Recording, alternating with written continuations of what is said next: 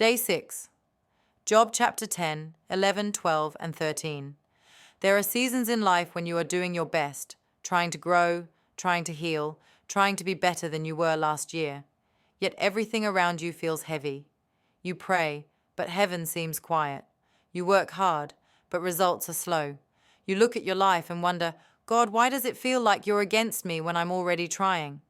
Job is not rebelling. He is not walking away from God. He is speaking honestly to God. Job says, "Remember that you molded me like clay. Will you now turn me to dust again?" This is not a complaint. It is a reminder. Job is saying, God, you made me carefully. You shaped me with intention. You know my frame, my limits, my weaknesses. One overlooked lesson here is this: God is not confused about who you are or where you are in life. As you enter a new year, you may feel behind. You may feel unfinished. But clay is not rejected because it is still soft. Clay is expected to be in process. If God molded you, He understands your pace. He knows your learning curve. He knows how long growth takes. So stop comparing your unfinished form to someone else's polished result.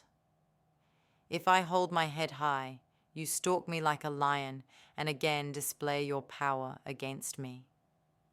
In simple terms, Job is saying, even when I try to be strong, trouble still finds me.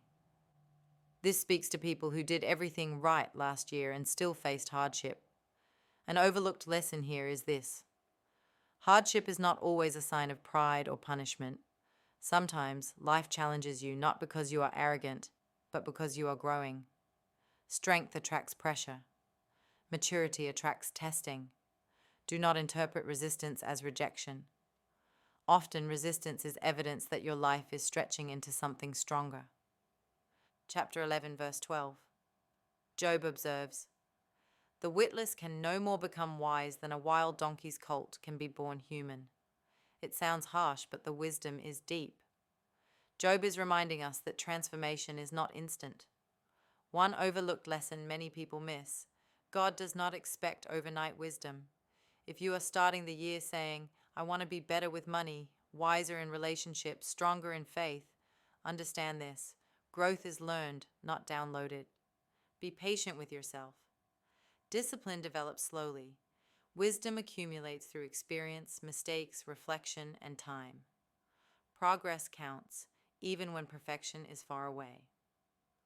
Which of all these does not know that the hand of the Lord has done this?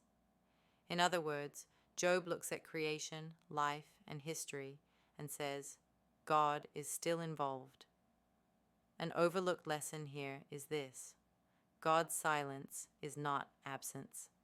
Just because you don't feel Him doesn't mean He has stepped away. The same hand that formed mountains is still at work, sometimes quietly, sometimes invisibly.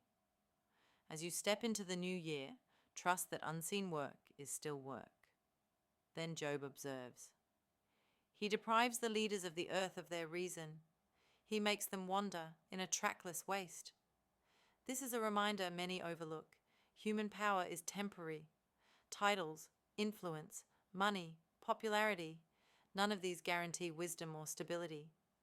If last year humbled you, it may not have been to shame you, but to recenter your trust. Your value is not in how high you rise, but in how grounded you remain. Job turns to his friends and says, Your maxims are proverbs of ashes.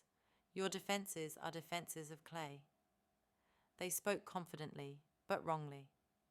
An overlooked lesson: not all well-meaning advice is wise advice. In seasons of struggle, people may speak loudly, but shallowly. Job teaches us to discern, not just listen. This year, guard your heart. Seek truth, not noise. Seek wisdom, not opinions.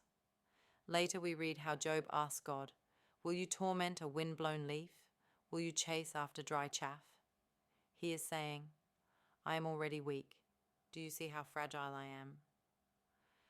This is one of the most tender moments in Job's story.